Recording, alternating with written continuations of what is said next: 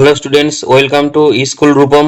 আজ তোমাদের দ্বিতীয় পর্যায়ক্রমিক মূল্যায়ন ইতিহাসের সমস্ত প্রশ্ন বিচিত্রা থেকে বাছাই করে গুরুত্বপূর্ণ এসএকিউ প্রশ্ন নিয়ে একেবারে সহজ সরলভাবে মনে রাখার উপায়ও এখানে নিয়ে এসেছি। তো চলো ভিডিওটি শুরু করি। আজকের এই ভিডিওটিতে তোমাদের 51 থেকে 100টি প্রশ্ন, 100 পর্যন্ত প্রশ্ন নিয়ে আলোচনা করব। এর আগে যারা পার্ট 1 ভিডিওটি দেখোনি তারা ভিডিওটি গিয়ে দেখে নেবে, ওখানে গুরুত্বপূর্ণ প্রশ্ন আলোচনা করা হয়েছে। তাই শুরু করব 51 নম্বর প্রশ্ন দিয়ে। মালিক অম্বর কোথাকার প্রধানমন্ত্রী ছিলেন? মালিক অম্বর ছিলেন আহমেদনগরের প্রধানমন্ত্রী। 12 নম্বর প্রশ্ন, কোন মোগল সম্রাটের সময়ে মারাঠাদের শক্তি অনেক বেড়ে গিয়েছিল?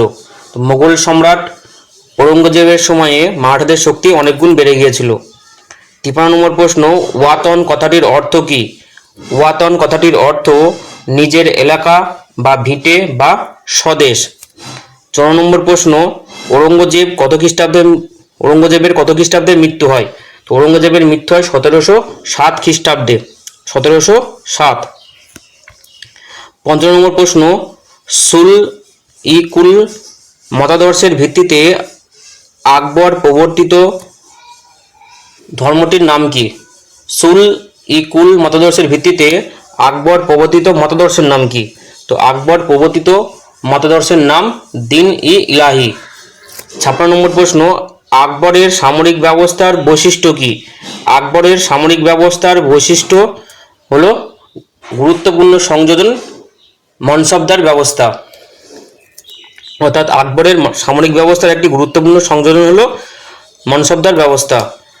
7 নম্বর প্রশ্ন, জাবদি কি? জাবদি কথার অর্থ নির্ধারণ। তো আকবর এই জাবদি প্রথা চালু করেন।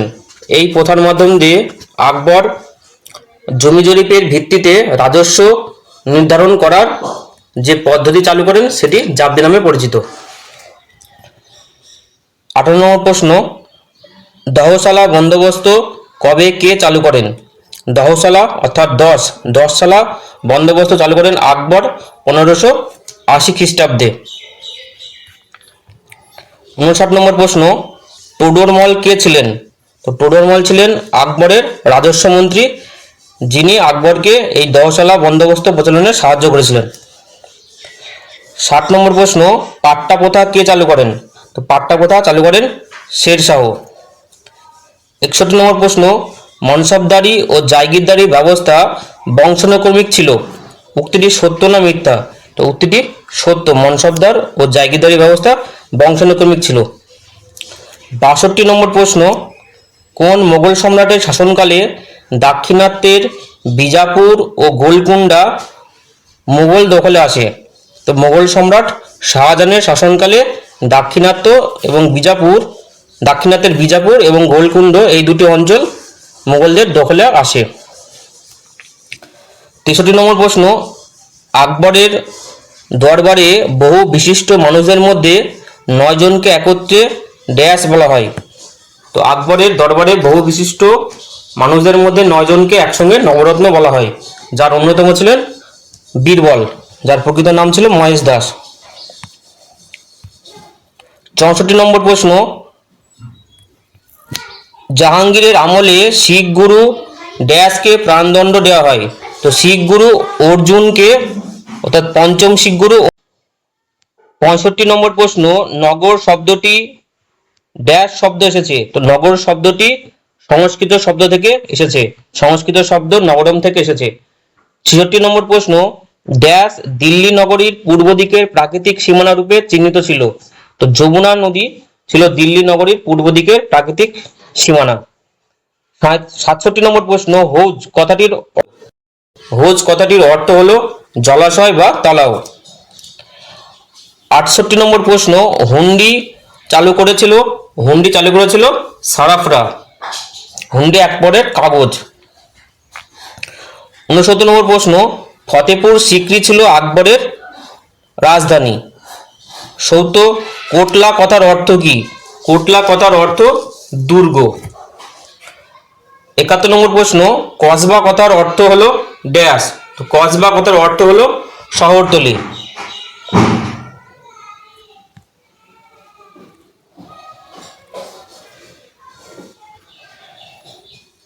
72 নম্বর প্রশ্ন, গঙ্গা ও যমুনা নদীর সঙ্গমস্থলে নির্মিত হয়েছিল ড্যাশ দুর্গ।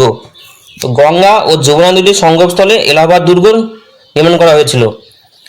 1600 খ্রিস্টাব্দে লন্ডনে গড়ে উঠেছিল ড্যাশ কোম্পানি। 1600 খ্রিস্টাব্দে লন্ডনে ইস্ট ইন্ডিয়া কোম্পানি গড়ে ওঠে, ব্রিটিশ ইস্ট ইন্ডিয়া কোম্পানি। 74 নম্বর প্রশ্ন, দাদন কথাটির অর্থ হলো, দাদন কথাটির অর্থ হলো অগ্রিম অর্থ। 75 নম্বর প্রশ্ন, কুতুবউদ্দিন আইবক কোন জায়গাকে কেন্দ্র করে দিল্লি নগরী নির্মাণ করেছিলেন? তো কুতুবউদ্দিন আইবক কিলারাই পিথোরাকে কেন্দ্র করে দিল্লি নগরী নির্মাণ করেছিলেন। 76 নম্বর প্রশ্ন, কিলোঘড়ি প্রাসাদ কে তৈরি করেন?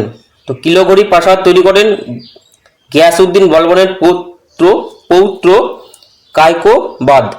তিনি এই কিলোঘড়ি প্রাসাদ নির্মাণ করেন এবং পরবর্তীকালে জালালউদ্দিন খলজির আমলে এই কিলোঘড়ি প্রাসাদকে কেন্দ্র করে শহর ই নও তৈরি হয়েছিল।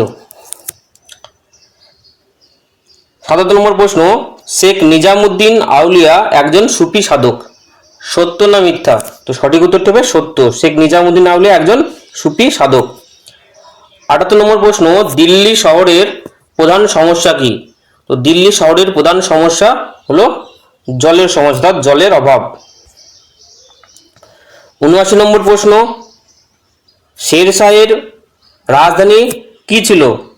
তো সঠিক উত্তরটি হয়ে যাবে শেরশাহের রাজধানীর নাম পুরানা কেল্লা বা কিলা ই কুনহা। 80 নম্বর প্রশ্ন, শাহজাহানের কন্যার নাম কি? তো শাহজাহানের কন্যার নাম হলো জাহানারা বেগম। 81 নম্বর প্রশ্ন, লাল কেল্লার অপর নাম কি? লাল কেল্লার অপর নাম হলো কিলা মুবারক। 82 নম্বর প্রশ্ন, কাকে চিরাগ ই দিল্লি বলা হয়? তো চিরাগ ই দিল্লি বলা হয় শেখ নাসিরউদ্দিন চিরাগকে।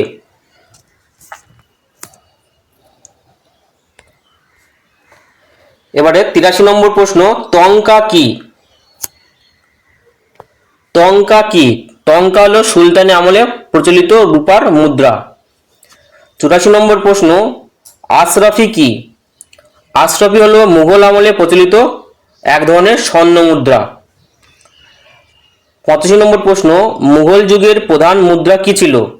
তো মুঘল যুগের প্রধান মুদ্রা ছিল রূপা, রূপা দিয়ে তৈরি মুদ্রা অর্থাৎ রূপায়া, রূপা দিয়ে তৈরি মুদ্রার নাম ছিল রূপায়া। 86 নম্বর প্রশ্ন, বিজয়নগরের প্রধান মুদ্রা কি ছিল? বিজয়নগরের প্রধান মুদ্রা ছিল হোন।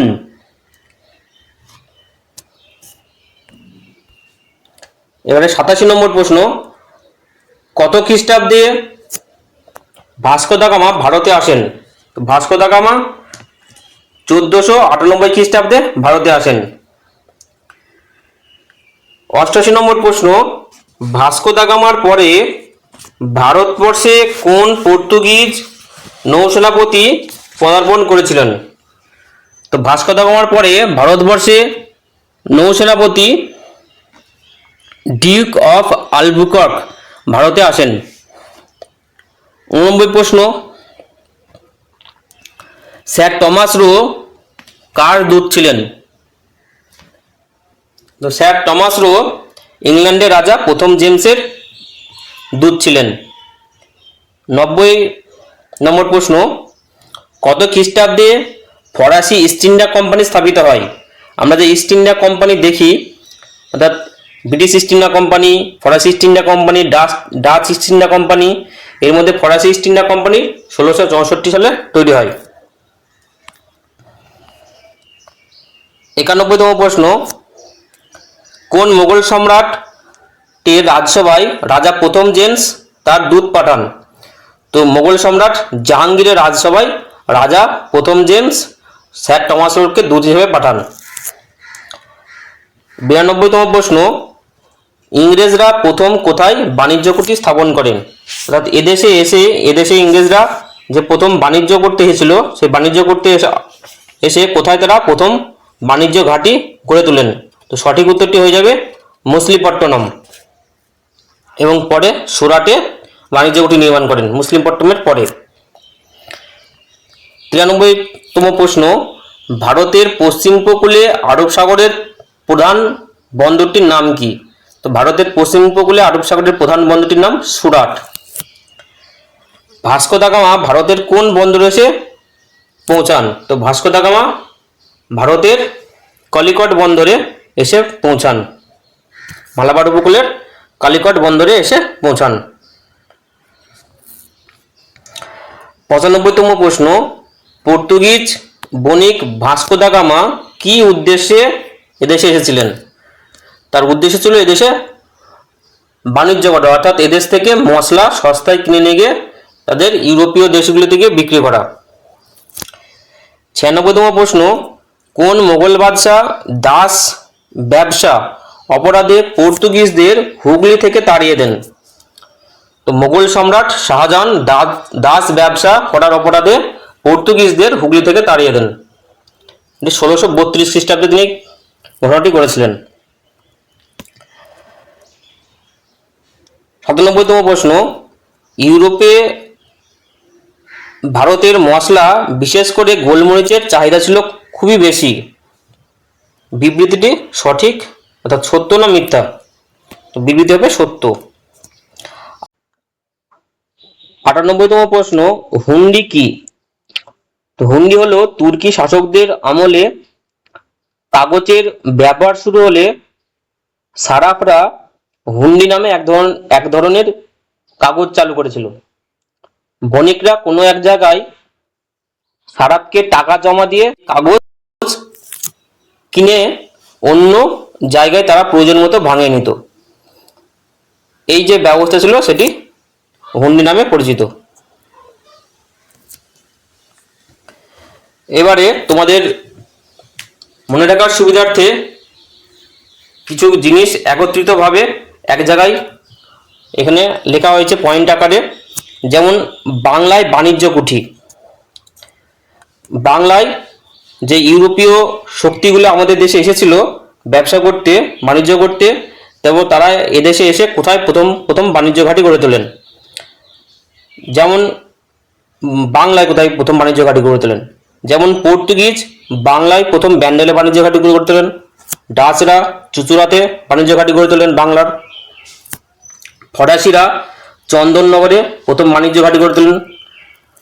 দিনেমার শ্রীরামপুরে প্রথম বাণিজ্য ঘাঁটি গড়ে তোলেন। এবং ইংরেজরা বাংলায় প্রথম কলকাতাতে বাণিজ্য ঘাঁটি গড়ে তোলেন। এবার এই যে ইস্ট ইন্ডিয়া কোম্পানি অর্থাৎ পর্তুগিজ, ডাচ, ফরাসি যে ইস্ট ইন্ডিয়া কোম্পানি প্রতিষ্ঠা করেন তারা কোন সময়ে প্রতিষ্ঠা করেন সেটি একত্রিতভাবে এখানে দেওয়া রয়েছে।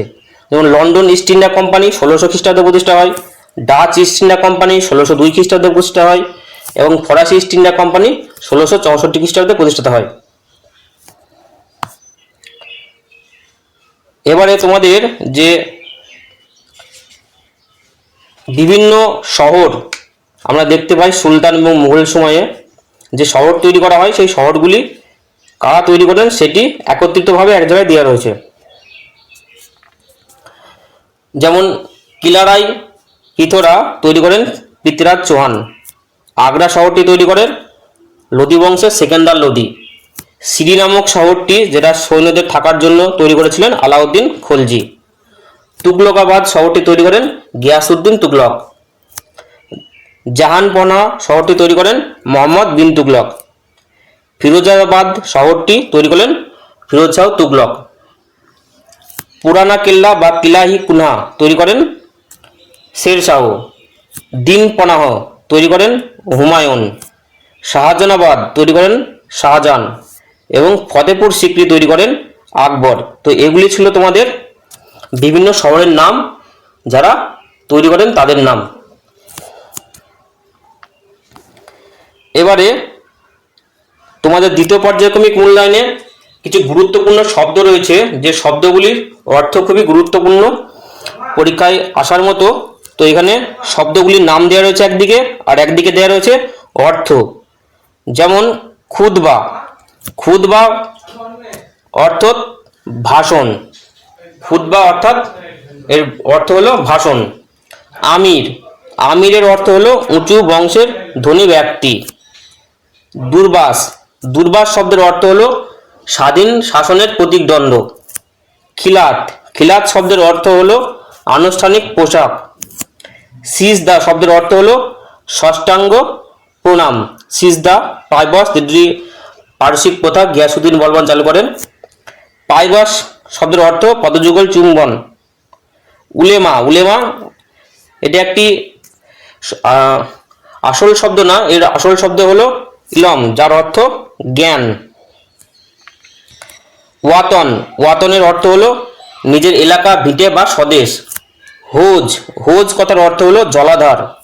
দাদন কথার অর্থ অগ্রিম, অর্থাৎ অগ্রিম অর্থ।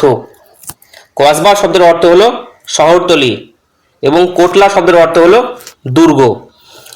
তো এই ছিল তোমাদের দ্বিতীয় পর্যায়ক্রমিক মূল্যায়নের অন্তর্গত গুরুত্বপূর্ণ বিভিন্ন অংশ। গুরুত্বপূর্ণ তোমাদের প্রায় 100টি এসএকিউ প্রশ্ন তৈরি করা হয়েছে এবং বিভিন্ন যে শহরের নাম এবং বিভিন্ন গুরুত্বপূর্ণ শব্দ সেগুলি এখানে উল্লেখ রয়েছে। তো তোমরা ভিডিওটি অবশ্যই পরীক্ষার আগে দেখে নিও, আর ভিডিওটি ভালো লাগলে চ্যানেলটি সাবস্ক্রাইব করে নেবে, বন্ধুদের সাথে শেয়ার করে নেবে। আজকের মতো ভিডিওটি এখানে শেষ করছি। ধন্যবাদ।